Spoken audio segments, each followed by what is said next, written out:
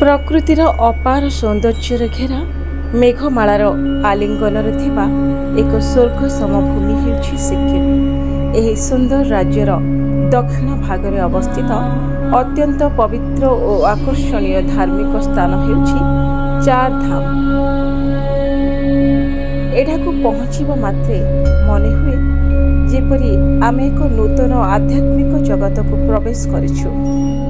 ଚାରିପଟେ ଉଚ୍ଚ ପାହାଡ଼, ସବୁଜ ଗଛଲତା, ଥଣ୍ଡା ପବନ ଓ ଶାନ୍ତ ପରିବେଶ ମନକୁ ଅପାର ଶାନ୍ତି ଦେଇଥାଏ।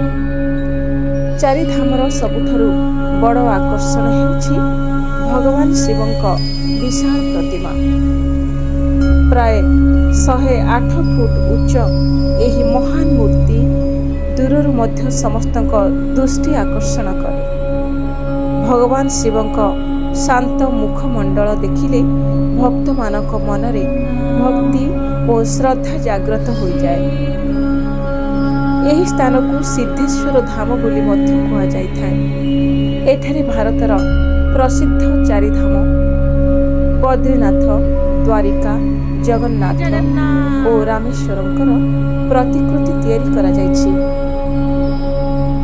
ଏହା ସହ 12 ଜ୍ୟୋତିର୍ଲିଙ୍ଗର ମଧ୍ୟ ଦର୍ଶନ ଏଠାରେ ମିଳିଥାଏ।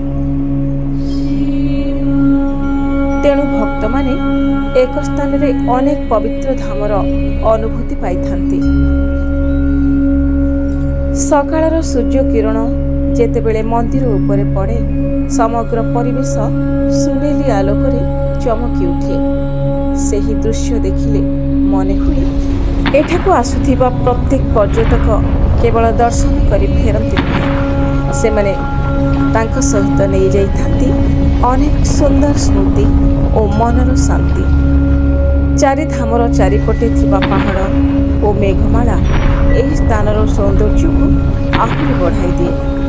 ଥଣ୍ଡା ପବନ ମନକୁ ସତେଜ କରିଦିଏ ଓ ପ୍ରକୃତିର ସୌନ୍ଦର୍ଯ୍ୟ ଆତ୍ମାକୁ ଖୁସିରେ ଭରିଦିଏ। ବର୍ଷା ଋତୁରେ ଏହି ସ୍ଥାନ ଆହୁରି ମନୋହର ଲାଗେ।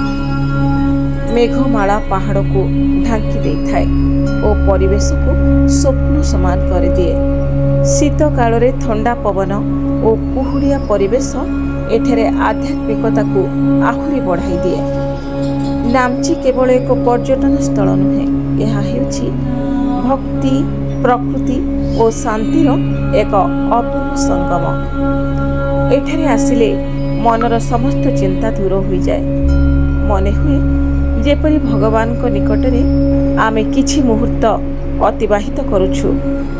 ସିକିମ୍ ଯାତ୍ରା ସେତେବେଳେ ଅପୂର୍ଣ୍ଣ ରହିଯାଏ ଯଦି ଆପଣ ଚାରଧାମ ନାମ୍ଚିର ଏହି ପବିତ୍ର ଧାମକୁ ଦର୍ଶନ ନ କରନ୍ତି, ଯେଉଁଠାରେ ପ୍ରକୃତିର ସୌନ୍ଦର୍ଯ୍ୟ ଭକ୍ତିର ସ୍ରୋତ ସହ ମିଶିଯାଏ। ସେହି ସ୍ଥାନ ହେଉଛି ଚାରଧାମ। ମେଘର ଦେଶ ସିକିମ୍ରେ ପାହାଡ଼ର କୋଳରେ ଲୁଚିଛି ଏହି ଭକ୍ତିର ଧାମ, ଯେଉଁଠାରେ ପ୍ରକୃତି ଗାଏ ଭକ୍ତିର ସ୍ୱର, ଯେଉଁଠାରେ ପବନରେ ମିଶିଯାଏ ହର ହର ମହାଦେବଙ୍କ ଧ୍ୱନି। ସେହି ପବିତ୍ର ଧାମ ହେଉଛି ଚାରଧାମ ନାମ୍ଚି।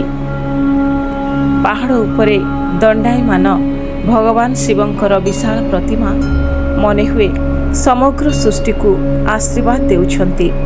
ଥଣ୍ଡା ପବନ, ମନ୍ଦିରର ଘଣ୍ଟ ଧ୍ୱନି ଓ ମେଘମାଳା ମଧ୍ୟରେ ଏହି ଦିବ୍ୟ ସ୍ଥାନ ଆତ୍ମାକୁ ଶାନ୍ତି ଦେଇଥାଏ। ଏଠାରେ କେବଳ ମନ୍ଦିର ନୁହେଁ, ପ୍ରତ୍ୟେକ ପଥରରେ ଅଛି ଭକ୍ତିର ଅନୁଭବ। ଚାରିଧାମ ନାମ୍ଚିର ପ୍ରତ୍ୟେକ ମୁହୂର୍ତ୍ତ ମନକୁ ଭଗବାନଙ୍କର ଆହୁରି ନିକଟକୁ ନେଇଯାଏ। ଜୀବନର କୋଳାହଳ ମଧ୍ୟରେ ଯଦି କେବେ ସମୟ ଖୋଜିବେ, ଥରେ ନିଶ୍ଚୟ ଆସନ୍ତୁ। ଏହା କେବଳ ଏକ ପର୍ଯ୍ୟଟନ ସ୍ଥଳ ନୁହେଁ, ଏହା ହେଉଛି ଆତ୍ମାର ଶାନ୍ତିର ଏକ ଅପୂର୍ବ ଅନୁଭୂତି। ସିକିମ୍ର ସୌନ୍ଦର୍ଯ୍ୟ ଓ ଭକ୍ତିର ସଙ୍ଗମ ଚାରଧାମ।